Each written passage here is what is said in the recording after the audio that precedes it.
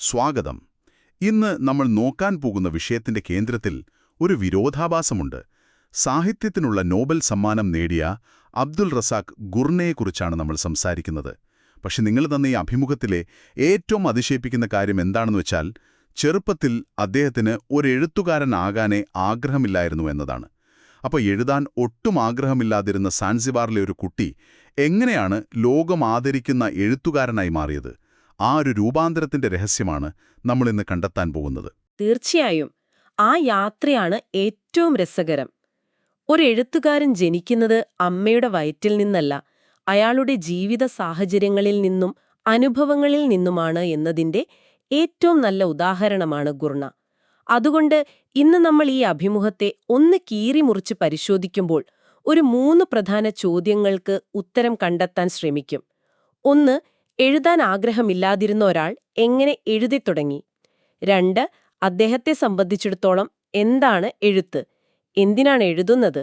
പിന്നെ മൂന്നാമത്തത്, ഒരു നോവല് രൂപപ്പെടുന്നതിന്റെ വഴികൾ എന്തൊക്കെയാണ്? ഗുർനയുടെ തന്നെ വാക്കുകളിലൂടെ നമുക്ക് ആ ലോകത്തേക്ക് കടന്നുചെല്ലാം. അപ്പോൾ നമുക്ക് ആദ്യത്തെ ചോദ്യത്തിൽ നിന്ന് തന്നെ തുടങ്ങാം. എഴുത്തുകാരനാകാൻ ആഗ്രഹമില്ലായിരുന്നു എന്ന് പറയുമ്പോൾ അതൊരു ഒരു ഒഴിഞ്ഞുമാറലായിരുന്നോ, അതോ ശരിക്കും അദ്ദേഹത്തിന് മറ്റു വല്ല സ്വപ്നങ്ങളുമായിരുന്നോ ഉണ്ടായിരുന്നത്? അതൊരു ഒഴിഞ്ഞുമാറലായിരുന്നില്ല. അദ്ദേഹം അത് വളരെ വ്യക്തമായി പറയുന്നുണ്ട്. ഒരു വിദ്യാർത്ഥിയായിരിക്കാനായിരുന്നു അദ്ദേഹത്തിന് ഇഷ്ടം. പഠിക്കുക, പുതിയ കാര്യങ്ങൾ മനസ്സിലാക്കുക, ആ ഒരു ലോകത്തായിരുന്നു അദ്ദേഹത്തിന്റെ താല്പര്യം.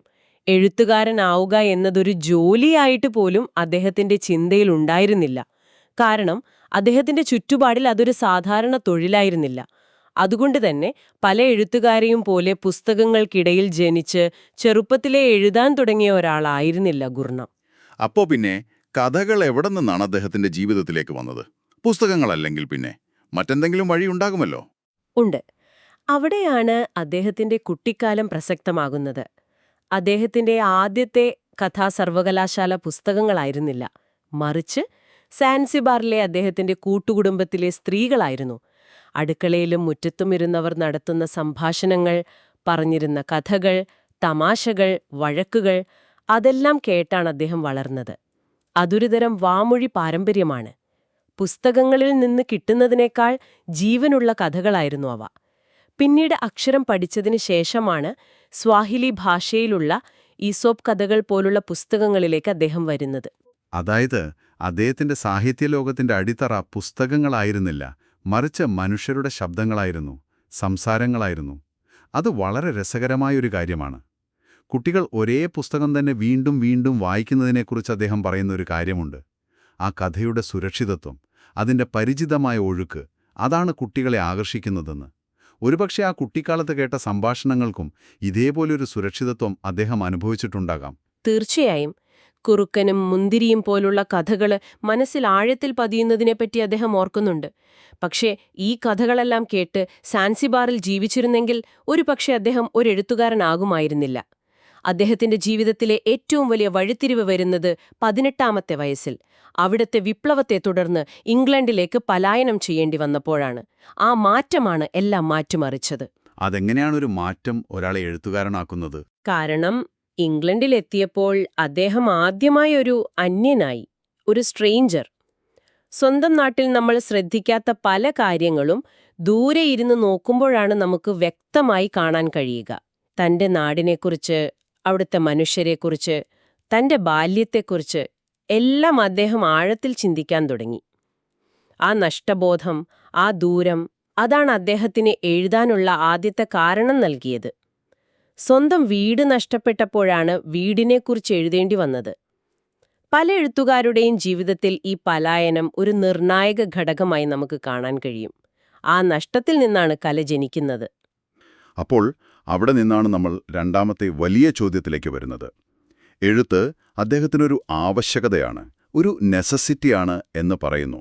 അതൊരു ഭയങ്കര ശക്തമായ വാക്കാണ്. മിക്കവരും അതിനെ പാഷൻ എന്നോ ക്രാഫ്റ്റ് എന്നോ ഒക്കെയാണ് പറയാറ്. അപ്പോൾ അദ്ദേഹത്തെ സംബന്ധിച്ചിടത്തോളം ഇതൊരു തിരഞ്ഞെടുപ്പല്ല, മറിച്ച് ചെയ്യാതിരിക്കാൻ പറ്റാത്തൊരു കാര്യമാണെന്നാണോ?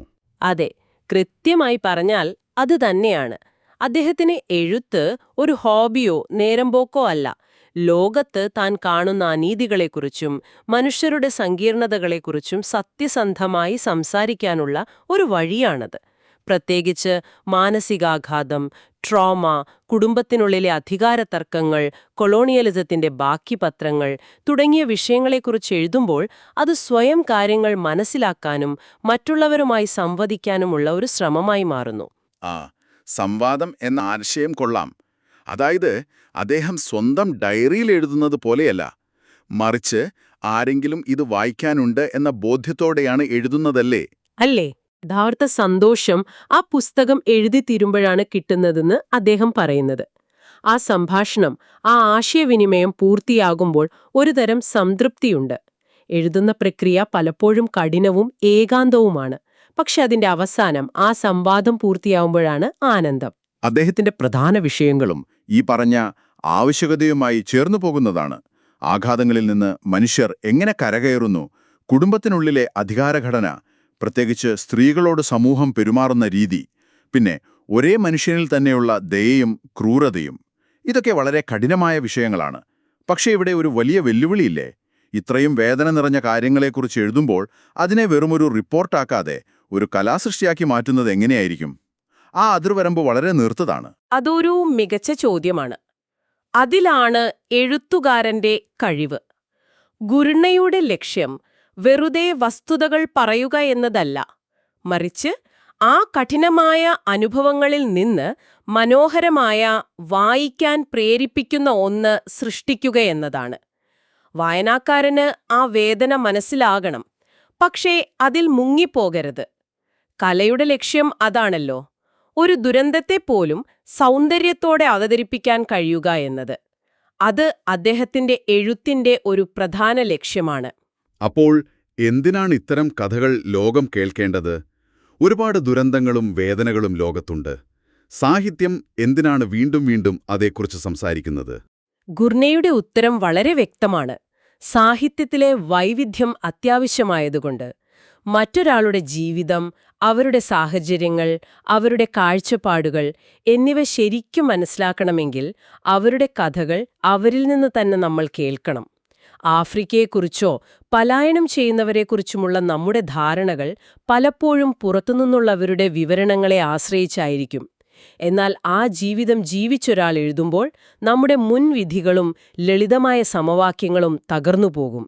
മറ്റൊരാളുടെ ലോകത്തേക്ക് പ്രവേശിക്കാനും അവരെ ഒരു സഹജീവിയായി കാണാനും സഹായിക്കുന്ന ഏറ്റവും നല്ല മാർഗം അവരുടെ കഥകൾ വായിക്കുക എന്നതാണ്. ശരിയാണ്. ആ ഒരു ഉൾക്കാഴ്ച വളരെ പ്രധാനപ്പെട്ടതാണ്. അപ്പോൾ എഴുത്ത് ഒരു ആവശ്യകതയാണെങ്കിൽ ഒരു നോവലിനുള്ള ആശയം എവിടെ നിന്നാണ് വരുന്നത്? നോബൽ സമ്മാനം കിട്ടിയൊരു നോവലിന്റെ ആശയം ഒരു ദിവസം രാവിലെ ഉറക്കമുണരുമ്പോൾ മിന്നൽ പോലെ മനസ്സിൽ വരുന്ന ഒന്നാണോ? അവേലേ, ഗുർണ ആ പ്രക്രിയയെ വളരെ ലളിതമായാണ് വിവരിക്കുന്നത്. അതിലൊരു നിഗൂഢതയുമില്ല. അദ്ദേഹത്തെ അലട്ടിക്കൊണ്ടിരിക്കുന്ന, അതായത് ബോദറിംഗ് ഹിം, അത്തരം കാര്യങ്ങളിൽ നിന്നാണ് ആശയങ്ങൾ വരുന്നതെന്നാണ് അദ്ദേഹം പറയുന്നത്. മനസ്സിൽ നിന്ന് പോകാതെ നിൽക്കുന്ന ചില ചിന്തകൾ, ചില ഉത്കണ്ഠകൾ, അല്ലെങ്കിൽ പൂർണ്ണമായി മനസ്സിലാക്കാൻ കഴിയാത്ത ചില മനുഷ്യബന്ധങ്ങൾ, അങ്ങനെയുള്ള കാര്യങ്ങളാണ് ഒരു ആശയത്തിന്റെ ആദ്യത്തെ വിത്ത്. അതായത് ഒരു ചോദ്യത്തിൽ നിന്നോ ഒരു സംശയത്തിൽ നിന്നോ ആണ് തുടക്കം. അതെ, ആ വിത്ത് മനസ്സിൽ കിടക്കും, ചിലപ്പോൾ വർഷങ്ങളോളം. ആ സമയത്ത് വായനയിലൂടെയും മറ്റു ചിന്തകളിലൂടെയും ആ ആശയം പതുക്കെ വളരും. ഒരു പുസ്തകം എഴുതിക്കഴിയുമ്പോൾ അതിൽ പറയാൻ വിട്ടുപോയ, അല്ലെങ്കിൽ പൂർണ്ണമായി പറയാൻ കഴിഞ്ഞില്ല എന്ന് തോന്നുന്നൊരു കാര്യം അടുത്ത പുസ്തകത്തിന്റെ വിഷയമായി മാറിയേക്കാം. ഇതൊരു സ്വാഭാവികമായ, ഒരു ഉപബോധ മനസ്സിൽ നടക്കുന്ന പ്രക്രിയയാണ്. അതിനെ നിർബന്ധിച്ചുണ്ടാക്കാൻ കഴിയില്ല. ഒരാശയം എഴുതാൻ പാകമാകുമ്പോൾ അത് തനിയെ വ്യക്തമായി വരുമെന്നാണ് അദ്ദേഹം വിശ്വസിക്കുന്നത്. ഇത് കേൾക്കുമ്പോൾ എഴുതാൻ ആഗ്രഹിക്കുന്ന ഒരാൾക്ക് വലിയ ആശ്വാസം തോന്നും. കാരണം വലിയ ആശയങ്ങൾക്കായി കാത്തിരിക്കേണ്ടതില്ല, നമ്മുടെ ഉള്ളിൽ തന്നെയുള്ള ചോദ്യങ്ങളെ ശ്രദ്ധിച്ചാൽ മതി. അങ്ങനെയുള്ളവർക്ക് അദ്ദേഹം വളരെ പ്രായോഗികമായൊരു ഉപദേശം നൽകുന്നുണ്ട്. വെറുതെ എഴുതുക, ജസ്റ്റ് റൈറ്റ്. കേൾക്കാൻ എന്ത് എളുപ്പമാണ്, പക്ഷെ എഴുതാൻ ശ്രമിച്ചിട്ടുള്ള ആർക്കും അറിയാം അതാണ് ഏറ്റവും വലിയ മലകയറ്റമെന്ന്. തീർച്ചയായും. അദ്ദേഹം ആ ഉപദേശത്തിന് ഒരു ഗ്ലാമറും കൊടുക്കുന്നില്ല. എഴുത്തൊരു റൊമാൻറ്റിക് പ്രവൃത്തിയല്ല, അതൊരു ജോലിയാണ്, ഒരു ശീലമാണ് എന്നാണ് അദ്ദേഹം പറയാതെ പറയുന്നത്. എഴുതാതിരിക്കാൻ നമുക്ക് 1000 കാരണങ്ങൾ കണ്ടെത്താൻ കഴിയും. പക്ഷെ എല്ലാ ദിവസവും ആ മേശയ്ക്ക് മുന്നിൽ വന്നിരിക്കുക, കുറച്ചെങ്കിലും എഴുതുക എന്നതിലാണ് കാര്യം. എഴുത്ത് നിങ്ങൾക്ക് പറഞ്ഞിട്ടുള്ളതാണോ എന്ന് കണ്ടെത്താനുള്ള ഒരേ ഒരു വഴി അത് ക്ഷമയോടെ ചെയ്തു നോക്കുക എന്നതാണ്. ആദ്യമൊന്നും ആർക്കും താല്പര്യമുണ്ടാകില്ല, പക്ഷെ പിന്മാറരുത്. ആ ഒരു പ്രായോഗികതയാണ് അദ്ദേഹത്തിന്റെ ഉപദേശത്തിന്റെ കാതൽ. അദ്ദേഹത്തിന് പ്രചോദനമായ എഴുത്തുകാരെക്കുറിച്ചും അഭിമുഖത്തിൽ ചോദിക്കുന്നുണ്ട്. ആരൊക്കെയാണ് അദ്ദേഹത്തെ സ്വാധീനിച്ചിട്ടുള്ളത്? ഏതെങ്കിലും ഒരാളുടെ പേര് പറയാൻ അദ്ദേഹം ഇഷ്ടപ്പെടുന്നില്ല. കാരണം ഒരുപാട് പേരെ അദ്ദേഹം ആരാധിക്കുന്നു. പക്ഷെ ഇവിടെ കൗതുകകരമായ ഒരു കാര്യമുണ്ട്. അദ്ദേഹം പഴയ ക്ലാസിക് എഴുത്തുകാരെ മാത്രമല്ല പരാമർശിക്കുന്നത്. മാസ് മെൻഗിസ്റ്റേ, യോൺ അധിയാംബോ ഉവൂർ തുടങ്ങിയ പുതിയ തലമുറയിലെ ആഫ്രിക്കൻ എഴുത്തുകാരെക്കുറിച്ച് അദ്ദേഹം വലിയ താൽപ്പര്യത്തോടെ സംസാരിക്കുന്നുണ്ട്. ജെഎം കൂത്സി, നൂറുദ്ദീൻ ഫറ തുടങ്ങിയവരെയും ഓർക്കുന്നു. അതിൽ നിന്ന് എന്ത് കാര്യമാണ് നമുക്ക് മനസ്സിലാക്കാൻ കഴിയുന്നത്? അദ്ദേഹം ഒരു നോബൽ സമ്മാന ജേതാവായി ഒതുങ്ങിക്കൂടുകയല്ല, മറിച്ച് സാഹിത്യ ലോകത്തിപ്പോഴും നടക്കുന്ന പുതിയ സംഭാഷണങ്ങളെ ശ്രദ്ധയോടെ കേൾക്കുന്ന ഒരു സജീവ വായനക്കാരനായി തുടരുന്നു എന്നതാണ്. താൻ സാഹിത്യ പാരമ്പര്യത്തിന്റെ ഒരു ഭാഗമാണെന്നും ആ പാരമ്പര്യം വളർന്നുകൊണ്ടിരിക്കുകയാണെന്നും അദ്ദേഹത്തിന് നല്ല ബോധ്യമുണ്ട്. അതൊരു വലിയ എഴുത്തുകാരന്റെ വിനയത്തെയും ജിജ്ഞാസയെയുമാണ് കാണിക്കുന്നത്. കഥകൾ കേട്ട് വളർന്ന പക്ഷെ എഴുതാൻ ആഗ്രഹിക്കാതിരുന്ന ഒരു കുട്ടിയിൽ നിന്ന് ലോകം ആദരിക്കുന്ന ഒരു കഥാകാരനിലേക്കുള്ള ഗുർണയുടെ യാത്ര നമ്മൾ കണ്ടു. ദൂരവും നഷ്ടബോധവുമാണ് അദ്ദേഹത്തിന് എഴുതാനുള്ള കാരണം നൽകിയത്. ലോകത്തെ മനസ്സിലാക്കാനുള്ള ഒരു ആവശ്യകത അതിന് ഊർജം പകർന്നു. മനുഷ്യർക്ക് പരസ്പരം മനസ്സിലാക്കാൻ കഥകൾ കൂടിയേ തീരൂ എന്ന വിശ്വാസത്തിലാണ് അദ്ദേഹത്തിന്റെ എഴുത്ത് വേരൂന്നിയിരിക്കുന്നത്. ഇതിലെ ഏറ്റവും പ്രധാനപ്പെട്ട ഉൾക്കാഴ്ച ഇതാണ്. ഗുർണയുടെ അനുഭവം നമ്മളെ പഠിപ്പിക്കുന്നത് എഴുത്ത് എന്നത് കേവലം ഭാഷാപരമായ കഴിവിനെ മാത്രം ആശ്രയിച്ചല്ല ഇരിക്കുന്നത് എന്നാണ്. മറിച്ച് സ്വന്തം ജീവിതത്തെയും ചുറ്റുമുള്ള ലോകത്തെയും വിമർശനാത്മകമായി സത്യസന്ധമായി പരിശോധിക്കാനുള്ള ഒരു ആന്തരികമായ ചോദനയിൽ നിന്നാണ് മികച്ച സാഹിത്യം ഉണ്ടാവുന്നത്. അദ്ദേഹം തന്റെ ഭൂതകാലത്തെ സ്നേഹത്തോടെ ഓർക്കും മാത്രമല്ല ചെയ്യുന്നത്, അതിലെ പ്രശ്നങ്ങളെയും അനീതികളെയും വിമർശിക്കുകയും ചെയ്യുന്നു. ദൂരെ നിന്ന് തിരിഞ്ഞു നോക്കുമ്പോഴാണ് പലപ്പോഴും കലയ്ക്ക് ആവശ്യമായ വ്യക്തത ലഭിക്കുന്നതും. ശരിയാണ്. നിങ്ങൾക്ക് ചിന്തിക്കാനായി ഒരു ചോദ്യം തന്നുകൊണ്ട് നമുക്കിത് അവസാനിപ്പിക്കാം. ഗുർണയ്ക്ക് തന്റെ നാടിനെയും ബാല്യത്തെയും കുറിച്ച് ആഴത്തിൽ മനസ്സിലാക്കാനും എഴുതാനും സാധിച്ചത് അത് നഷ്ടപ്പെട്ട് ദൂരെയായപ്പോഴാണ്. നിങ്ങളുടെ സ്വന്തം ജീവിതത്തിലെ, നിങ്ങളുടെ നാട് എന്ന് നിങ്ങൾ കരുതുന്ന ഇടത്തിലെ ഏതൊക്കെ കാര്യമായിരിക്കും കുറച്ചൊന്ന് ദൂരെ മാറി നിന്ന് നോക്കിയാൽ നിങ്ങൾക്ക് പുതിയതായി കാണാൻ കഴിയുക? ഒരുപക്ഷെ നിങ്ങൾ ശ്രദ്ധിക്കാതെ പോയ, മനസ്സിലാക്കപ്പെടാൻ കാത്തിരിക്കുന്ന എന്തെല്ലാം കഥകളായിരിക്കും അവിടെ ഉണ്ടാവുക.